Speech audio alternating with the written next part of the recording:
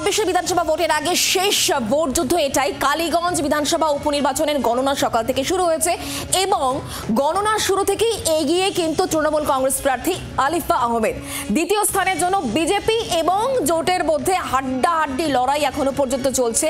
নেক two নেক fight আপনি বলতেই পারেন। মোট 23 রাউন্ডের গণনা চলবে। ইতিমধ্যেই সকাল থেকে গণনা পর্ব চলছে। 26 বিধানসভা নির্বাচনের আগে কালীগঞ্জ বিধানসভা নির্বাচন উপনির্বাচন, এই উপনির্বাচনের ফলাফল কিন্তু অত্যন্ত গুরুত্বপূর্ণ হতে চলেছে। এখনো পর্যন্ত লেটেস্ট ট্রেন্ড কি আমরা সেটাই জানবো, কথা বলবো। বিক্রম দাস এই মুহূর্তে আমাদের সঙ্গে রয়েছেন, আমাদের প্রতিনিধি। সরাসরি বিক্রম, কত রাউন্ডের গণনা চলছে এই মুহূর্তে, লেটেস্ট আপডেট কি?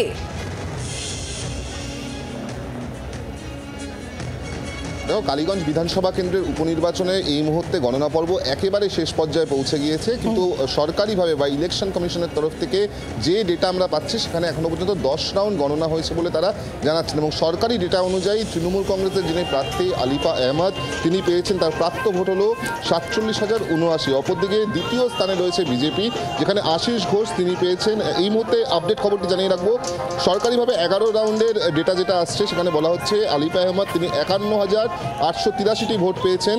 আশিস ঘোষ তিনি 23,099টি ভোট পেয়েছেন এবং কাবিল উদ্দিন শেখ অর্থাৎ কংগ্রেসের যিনি প্রার্থী তিনি 17,984টি ভোট পেয়েছেন। বোঝাই যাচ্ছে যে তৃণমূল কংগ্রেসের প্রার্থী তিনি অনেকটাই এগিয়ে গিয়েছেন। এবং তার সঙ্গে সঙ্গে যেটা অত্যন্ত গুরুত্বপূর্ণভাবে দেখা যাচ্ছে যে দু নম্বর জায়গার জন্য কিন্তু মূলত হাড্ডাহাড্ডি লড়াই দেখা যাচ্ছে দ্বিতীয় স্থানের জন্য বাম সমর্থিত কংগ্রেস প্রার্থী এবং বিজেপি প্রার্থীর মধ্যে একেবারে কাছাকাছি কিন্তু তাদের ফিগার্স রয়েছে। তার পাশাপাশি আরও একটি অত্যন্ত গুরুত্বপূর্ণ বিষয় জানিয়ে রাখবো, কাউন্টিং এজেন্টদের সূত্রে আমরা যেটা জানতে পাচ্ছি যে গণনা কিন্তু প্রায় এখনো পর্যন্ত 20 রাউন্ডে গিয়ে পৌঁছে গিয়েছে, অর্থাৎ আর 2 থেকে 3 রাউন্ড এই মুহূর্তে বাকি আছে। এবং সেই জায়গায় এখনো পর্যন্ত যেটা বলা হচ্ছে, যেটা জানা যাচ্ছে, কাউন্টিং এজেন্টসরা যেটা জানাচ্ছেন যে প্রায় 50,000 ভোটে কিন্তু এগিয়ে গিয়েছেন আলিফা আহমেদ। অর্থাৎ এর আগে 2021 সালে যখন নাসিরউদ্দিন আহমেদ অর্থাৎ যিনি তৃণমূল ক্যান্ডিডেট তার বাবা যখন প্রতিদ্বন্দ্বিতা করেছিলেন, সেই সময় তার প্রাপ্ত ভোটের অনুযায়ী যে ডিফারেন্স বা যে লিড ছিল তা কিন্তু 47,000।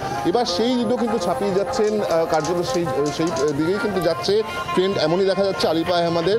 এবং সেক্ষেত্রে যেটা সবথেকে গুরুত্বপূর্ণ বিষয় তা হলো যে তৃণমূল কংগ্রেস তাদের যে ভোট ব্যাংক রয়েছে সেই ভোট ব্যাংক কিন্তু একেবারে অটুটি রয়েছে আপাতত। যে বোঝাই যাচ্ছে। বিক্রম, তুমি নজর রাখো। ধন্যবাদ আমাদের সঙ্গে সরাসরি থাকার জন্য। এখনো পর্যন্ত ভোটের যে গণনা, যে লেটেস্ট ট্রেন্ড, তাতে কিন্তু তৃণমূল কংগ্রেসের প্রার্থী আলিফা আহমেদই এগিয়ে রয়েছেন।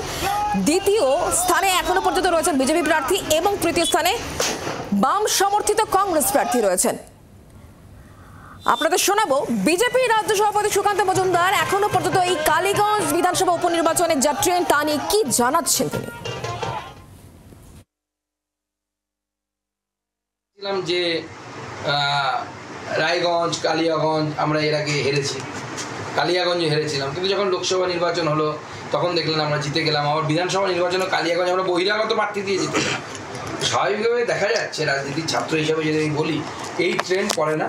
তবে বিজেপি কতটা ভোট পেলো সেটা অবশ্যই একটা সিগনিফিক্যান্ট অ্যামাউন্ট অফ ভোট পাবে বলে আমার বিশ্বাস, এবং সেই ভোটের ফল বেরোনোর পর আমরা পুরোটাকে নিয়ে অ্যানালাইসিস করব। যে বিরোধী দলনেতা শুভেন্দু অধিকারী তিনি কি বলছেন শোনাবো। হিন্দু বুথগুলো যেটুকু এসছে এখনো পর্যন্ত আমরা 19-20 হাজার মতো ভোট পেয়েছি।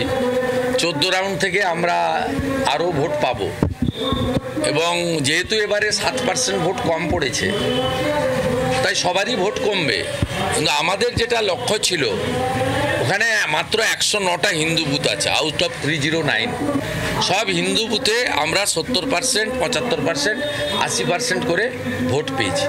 বাংলায় যদি 70% হিন্দু এক হয় সরকার হয়ে যাবে। কালীগঞ্জে বাই ইলেকশন ভোট দিতে দেয় না, অনেক ফ্যাক্টর থাকে, লোকের ইন্টারেস্ট থাকে না, কারণ 8 মাস পরে জেনারেল ভোট, এইটা জিতু ওদেরই সিট, আমাদের সিটও তো জোর করে ওরা বাই ইলেকশনে নিয়ে নেয়, পরে আবার আমরা জিতি।